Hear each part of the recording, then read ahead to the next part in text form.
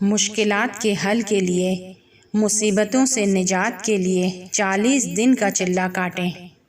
کس نیت سے؟ امام زمانہ علیہ السلام کے فرج کے لیے، ان کے ظہور کے لیے۔ کس دعا کا چلہ کاٹیں؟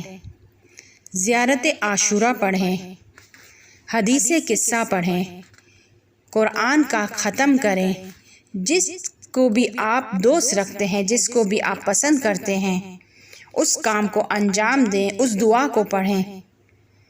زیارت جامع کبیرہ کو پڑھیں کہ علامہ مجلسی کے والد کہتے ہیں کہ میں نے زیارت جامع کبیرہ کے چند چلے تمام کیے ہیں اور عجیب و غریب علمی اور مادی حاجتیں اس کے ذریعے سے حاصل کی ہیں۔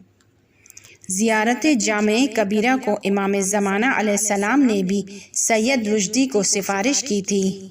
جب آپ سے سوال کیا گیا تو آپ نے اپنے دست مبارک کو اپنے زانوں پر رکھا اور فرمایا، اے شیعوں، کیوں جامع نہیں پڑھتے؟ جامعہ، جامعہ، جامعہ۔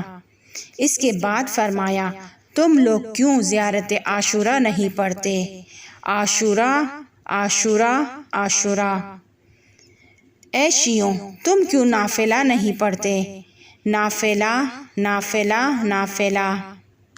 پھر اس کے بعد ان کو ظلمت کے بیابان سے نجات دی، اور وہ قافلہ جو چند گھنٹوں کی مسافرت پر تھا اور یہ شدید برف باری میں گرفتار تھے، صرف چند منٹ میں انہیں ان کے قافلے تک پہنچا دیا۔